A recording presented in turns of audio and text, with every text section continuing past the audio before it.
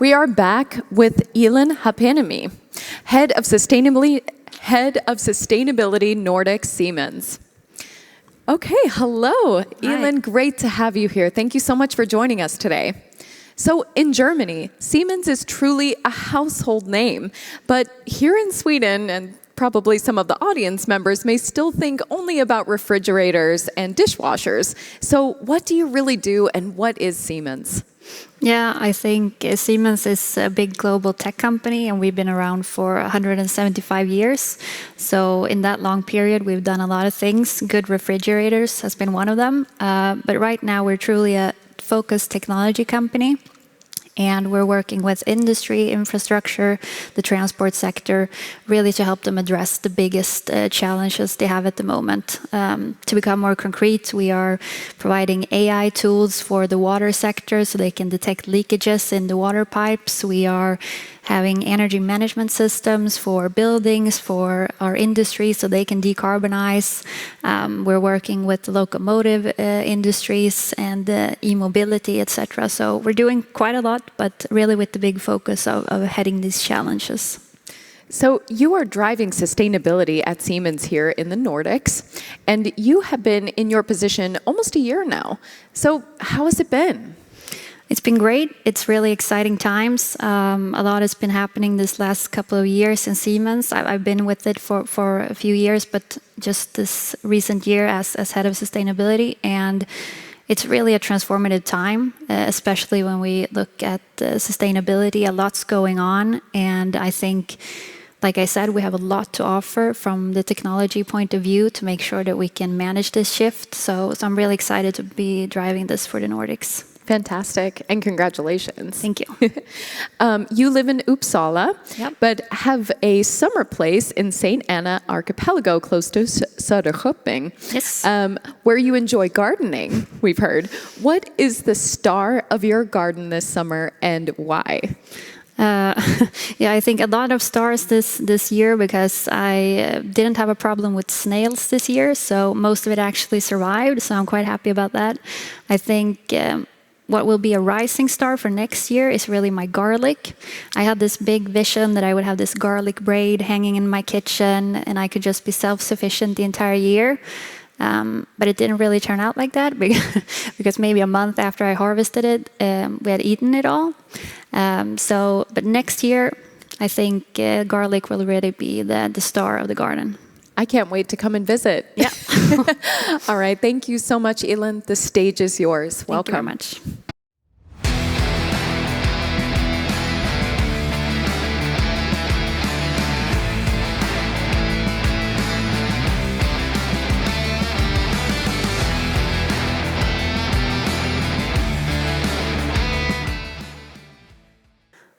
Okay. Hi, everyone. Happy to be here today. I want to talk with you about the topic of data and its importance to drive sustainability. And I'm going to start this off by focusing on the topic of decarbonization. And I think by now, most of us feels quite secure when it comes to our own scope 1 and 2. We know we have our data here, we know our own emissions, but we also know that this is far from the big picture because up to 90% of all of our emissions actually comes from our scope 3 emissions and our supply chain. So if we really are to become serious about our decarbonization journeys, we have to focus on scope 3. And when we move from this quite simple picture of our scope 1 and 2 and move into our scope 3, the picture, of course, becomes a lot more complex and complicated. And you can take the example of Siemens. We're a global tech company. We have over 66,000 suppliers worldwide in over 150 countries. And we have set the target to become net zero in our scope 3 supply chain by the year 2050. And this is something that has proven to be quite difficult. But we know that two main things we're going to have in place in order to succeed until this year. The first thing, which we've talked about a bit previously on this stage, is of course collaboration. We have to make sure that all of our suppliers know about our ambitions. They have to want to go on this journey with us and be willing to do so. And the second part that is equally as important is that we're going to need lots and lots of data, because we need to understand that our suppliers, we need to know where are they today, what does our scope 3 look like, and we need to know all the way until the year 2050, how are we evolving? What kind of decisions and actions do we need to take to make sure we actually reach this big goal by the year 2050? And how can we do this in a good way? How can we handle all of this complexity? Well, that's where we really move on into the area of collective intelligence. And when it comes to sustainability, collective intelligence is of super importance. And I've heard mentions of this on stage, not using the term collective intelligence, but really speaking in these kinds of areas. Because we know that sustainability is such a big concept, we cannot be thinking about it in a silo-based kind of knowledge. We really have to take a big, broad perspective. And that's where collective intelligence comes in. And we are looking at this from three typical points. The first one being that we have to have a system of system approach, meaning that we have to look at this from really a life cycle perspective to understand and collect data from our supply chain, production, use, end of life, and next life, and gather this data to really make the best decisions for our own products and production. The second part is this connected ecosystem. So it's really about collaborating and finding connections with this ecosystem around us. And here we need to make sure that we can exchange data with our suppliers, distributors, with the recycling industry. I think many of us in the coming years will really start collaborating with our recyclers to be able to close the loop. And here we need to make sure that we can exchange data with each other to really find the best sustainable solutions. And finally, this is also about creating holistic sustainability KPIs. Because sustainability is such a big and broad topic, we cannot just focus on decarbonization. We have to focus on water usage, energy usage, material usage, recyclability, repairability. And we need to know that if we make a decision to try and lower the CO2 impact of our product or production, we need to understand how all these other indicators also will be affected. And as you might understand, this requires a lot of data and making sure that we can exchange it. And it has to be done in an automated and digitalized way. Otherwise, it's never going to be efficient and fast enough for us to really address the sustainability challenges. But let's say now you know about your scope 1 and 2. You're also starting to work in this more collective, intelligent way. You know now about your scope 3 emissions. What's then the next step? Well, then we know that we are going to have to take this data all the way down to the product level. At Siemens, we're starting to get these kind of questions from our customers already. What is the CO2 footprint of my product? And I think many of you are getting these questions already today. If you're not, you're going to get them quite soon. So we really need to make sure that we can get the data all the way down to the product level. And this is going to become crucial moving forward when we're starting to see the introduction of carbon pricing. So how do we do this? Maybe you have hundreds or thousands of products. How can we do this in an efficient way? Well, for Siemens, we have developed something called Seagreen.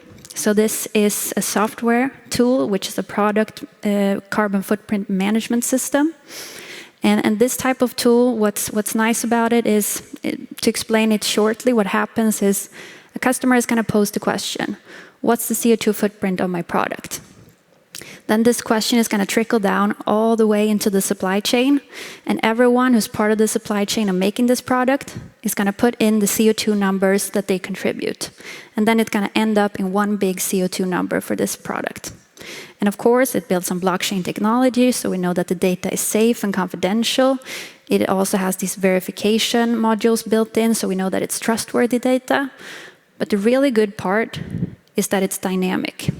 It's not a static EPD that we're working with. It's a dynamic figure, meaning that when something changes in our supply chain, maybe we switch a supplier, or maybe a supplier switches to renewable energy, then they can update their CO2 figures, and this end figure is going to change. And this, of course, is going to be super important when we really get to the point where purchasing decisions are made based on this carbon footprint data. But okay, let's say that we're now, and yes, I can also share with you that we're working on this currently with a lot of actors. Already many are taking this step to really get ahead of the curve and making sure that they're aware of their data. We've been doing this together early this year. Siemens partnered up with Together for Sustainability, which is an initiative of 47 chemical companies, consisting some of the biggest chemical groups in the world. And the point here really was that they wanted to get an understanding of what's the scope 3 emissions of the entire chemical industry, because they wanted to make sure by using sea green that they could decarbonize their entire sector. So this is going to become really interesting to follow and see how this entire sector can turn the way around. But let's say we're here now. We know our scope 3 and we have carbon product footprints for all of our products. Then it's time to go to the next step.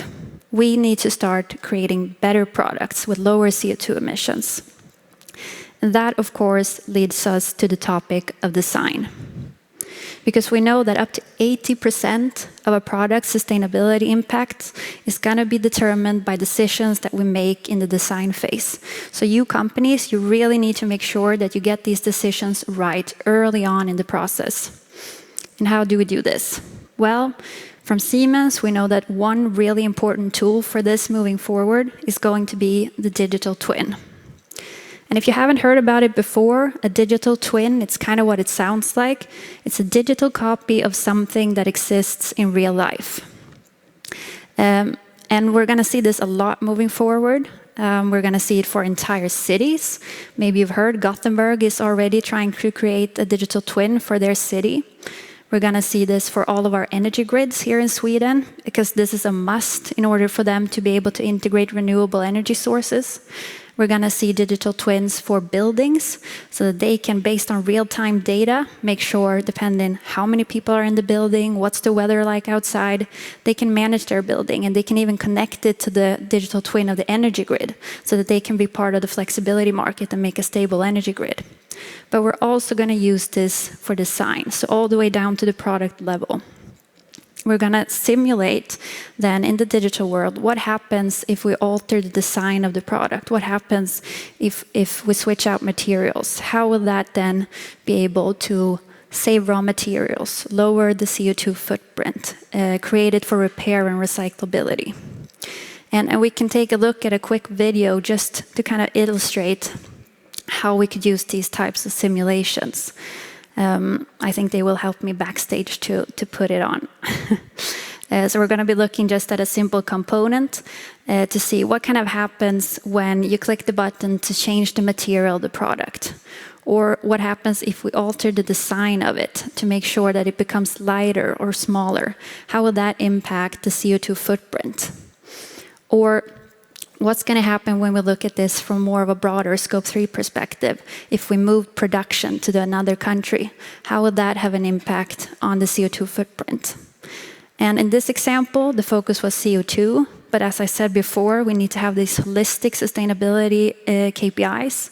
So in a digital twin, it's not just CO2. You can look at water usage, energy efficiency, material usage, and so on. So all of these indicators to make sure that you design the products that's best from a sustainability point of view. So I hope kind of by now I've really been able to convey the message of the importance of data, because we know that data truly drives sustainability.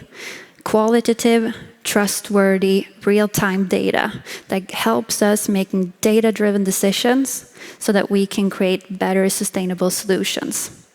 Because we can say today that all the technology that we need to turn this around, to create a more sustainable tomorrow, it's already here. It exists today.